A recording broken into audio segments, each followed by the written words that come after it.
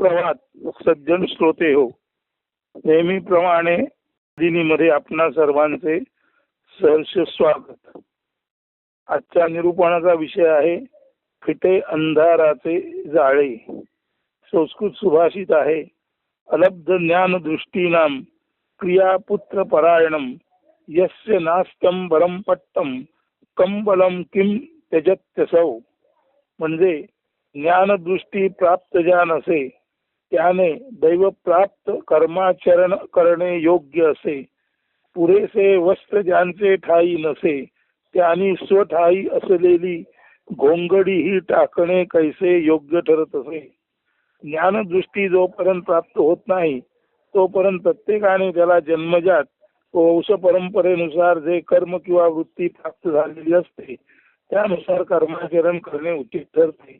ज्याचे जवळ शरीर झाकण्यापुरते वस्त्र नाही त्याने आपल्याजवळ असलेली कांबळ किंवा घोंगडी टाकून देणे योग्य किंवा शहाणपणाचे कसे ठरू शकेल. सारांश, आपल्याजवळ उपलब्ध असलेली साधन सामुग्री, जन्म प्राप्त पारंपरिक कर्म व जे व्यावहारिक शहाणपणा आहे त्याचे जोरावर प्रत्येकाने सकारात्मक पद्धतीने जीवन जगणे आवश्यक आहे.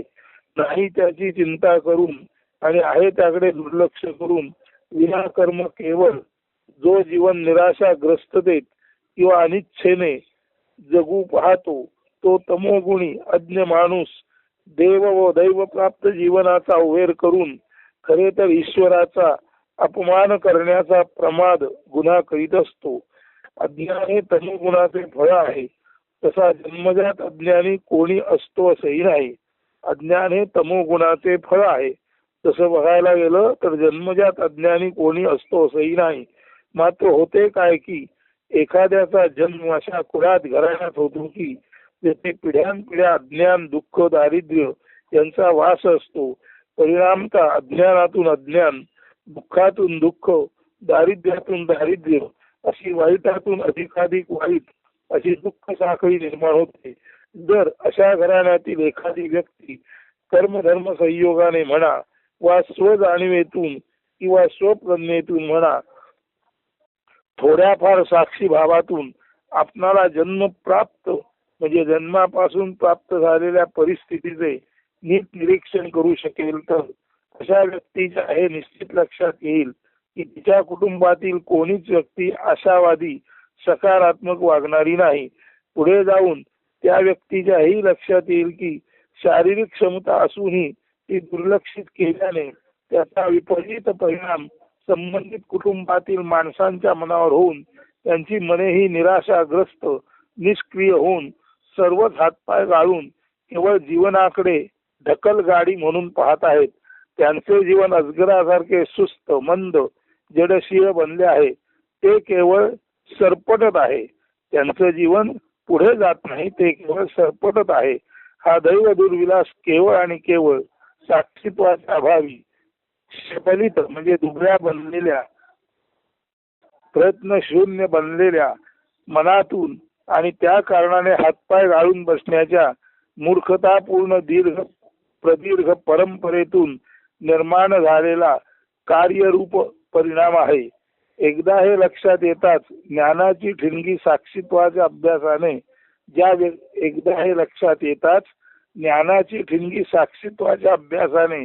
ज्या व्यक्तीच्या मनबुद्धी हृदयात प्रकटली हे सर्व पाहून एकदा हे लक्षात येताच ज्ञानाची ठिणगी साक्षीत्वाच्या अभ्यासाने संबंधित घराण्यातील ज्या व्यक्तीच्या मनबुद्धी हृदयात प्रथम प्रकटली ती व्यक्ती ही अज्ञान परंपरा संबंधित कुटुंबातून कशी खंडित करता येईल या दिशेने प्रेरित होऊन प्रयत्नशील बनते.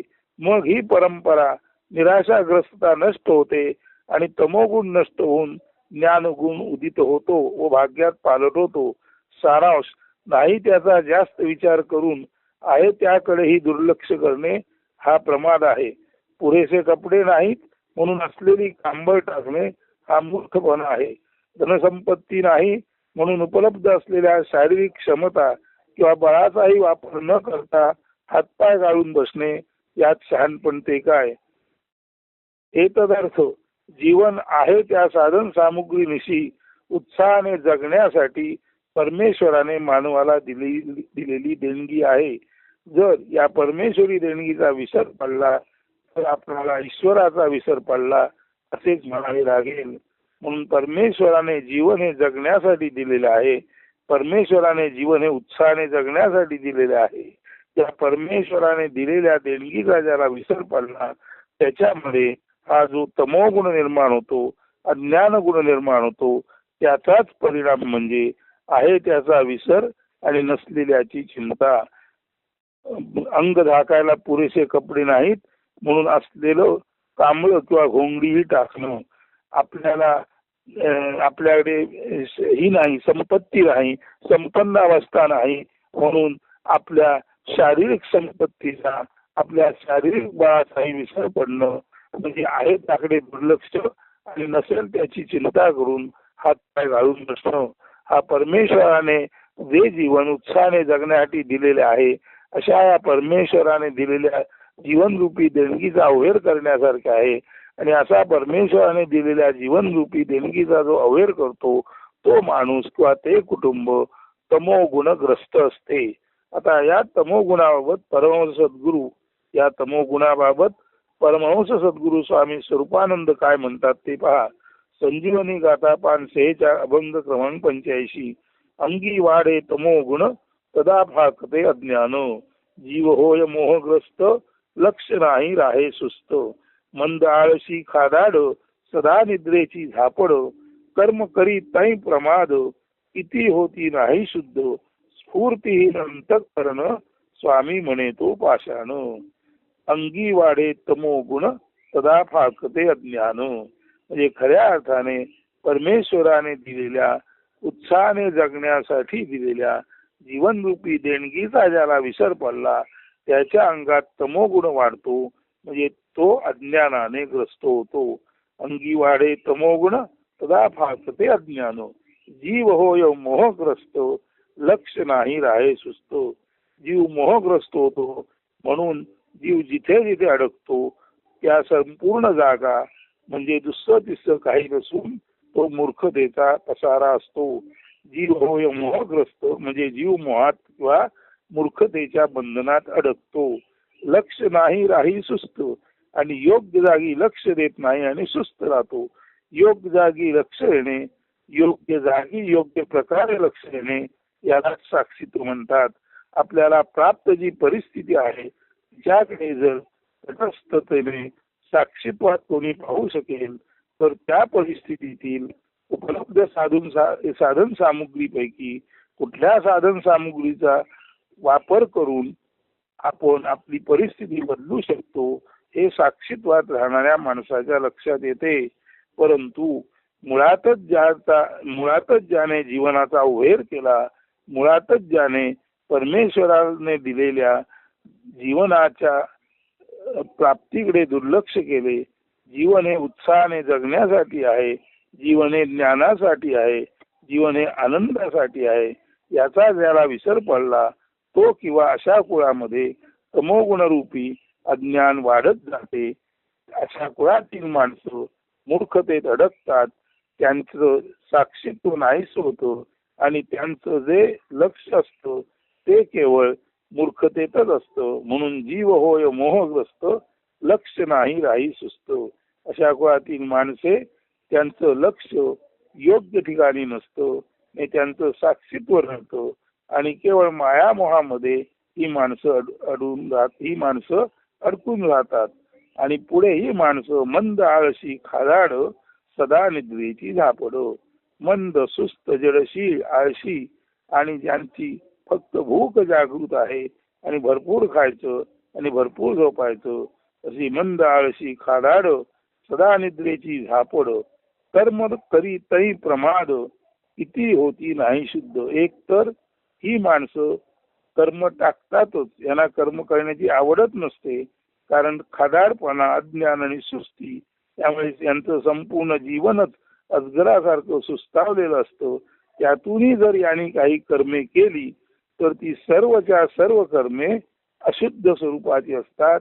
म्हणजे तमोगुणी माणसाने केलेली कर्मे केवळ आणि केवळ मोहग्रस्त खादाडपणाची सुस्तपणाची आणि कोणत्याही तऱ्हेने तटस्थ साक्षीत्वात न राहणं म्हणजे खऱ्या अर्थाने जिथे जसं लक्ष द्यायला पाहिजे तिथे तसं लक्ष न देणं आणि चुकीच्या जागी आपलं मन आणि लक्ष अडकणं अशा तऱ्हेचं यांचं एकंदर वर्तन असतं. त्यामुळे अशा माणसांकडून जरी काही कर्मे घडली तरी ती सर्वच्या सर्व कर्मे अशुद्ध असतात. कारण ज्याची मती अशुद्ध त्याची कर्मे अशुद्ध. आणि त्यांचं अंतःकरण म्हणावं तर स्फूर्तीहीन अंतःकरण. ज्यांच्या अंतःकरणात कोणत्याच तऱ्हेचे शिवस्फुरण नाही, ज्यांच्या अंतःकरणात आत्म्याचे बोल निनादत नाहीत, त्यांच्या अंतःकरणात आत्मप्रेरणा नाही, असे स्फूर्तीहीन अंतःकरण स्वामी म्हणे तो पाषाण. असे स्फूर्तीन अंतःकरण असणारा माणूस पाषाणच असतो.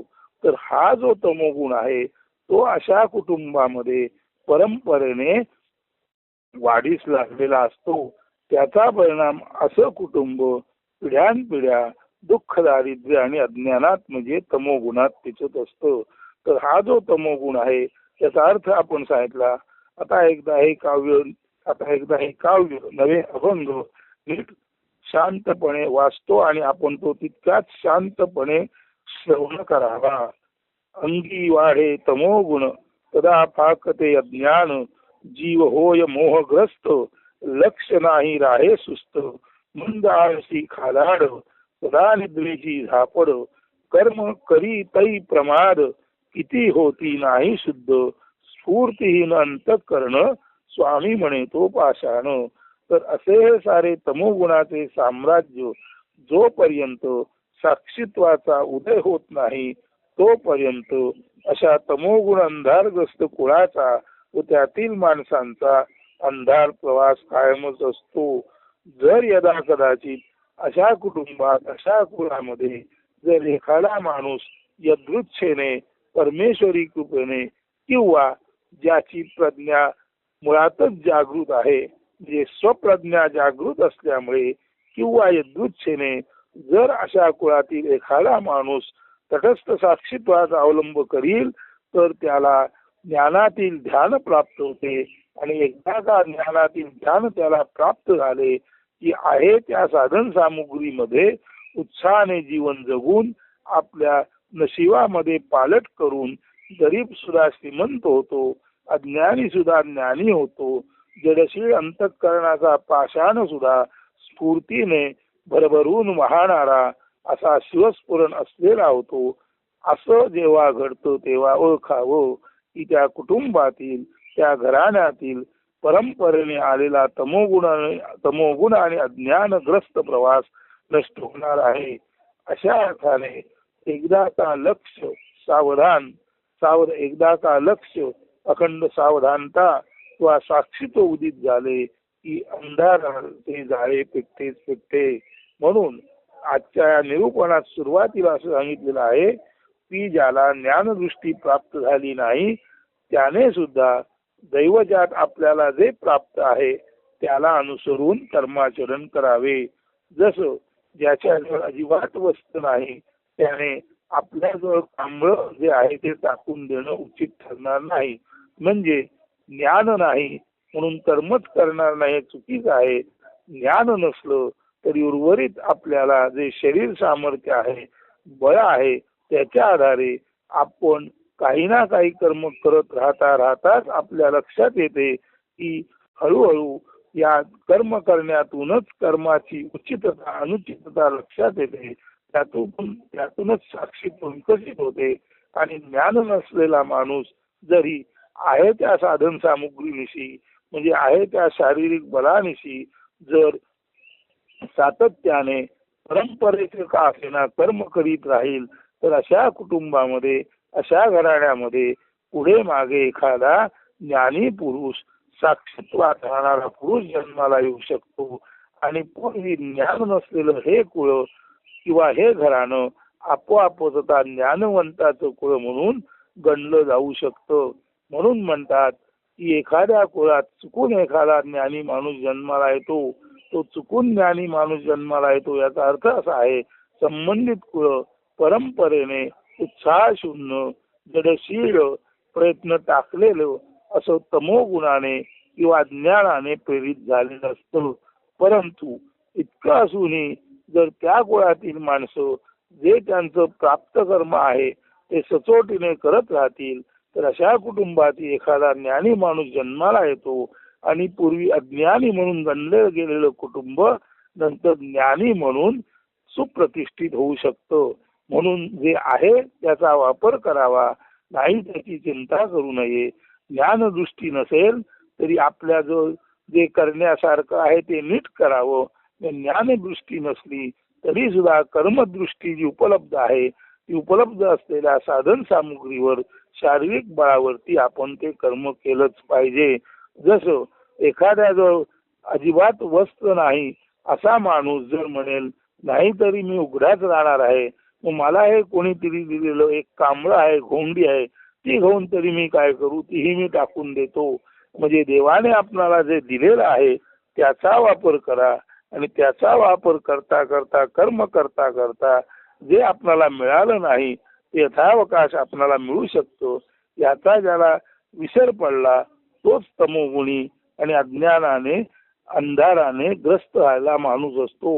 म्हणून तमोगुणातून बाहेर येण्याचा एकच मार्ग आहे की आहे त्याचा नीट वापर करा, नाही त्याची चिंता करू नका, साक्षीत्व सोडू नका आणि मग आपल्या लक्षात येईल एक ना एक दिन असा दिवस उजळतो की जेव्हा आपण कृतकृत्य होऊन म्हणू शकतो कृते अंधाराचे जाळे. तर हे अंधाराचे जाळे, तमोगुणाचे जाळे, अज्ञानाचे जाळे कसे पेटू शकते हे या निरूपणामध्ये आपण वर्णन केलेलं आहे. तेव्हा सज्जन श्रोते हो, याचं श्रवण आपण नीट केलं असाल आणि आपल्या सुद्धा ज्या समस्या आहेत त्या साक्षीत्वाच्या ज्ञानातून सुटू शकतात याचा आपणाला विसर पडणार नाही अशी साधारण आशा व्यक्त करतो. आणि आजचे हे पेटे अंधाराचे जाळे या शीर्षकाच्या खाली आलेले निरूपण येथेच संपन्न करतो. धन्यवाद. सुदिन, सुप्रभात.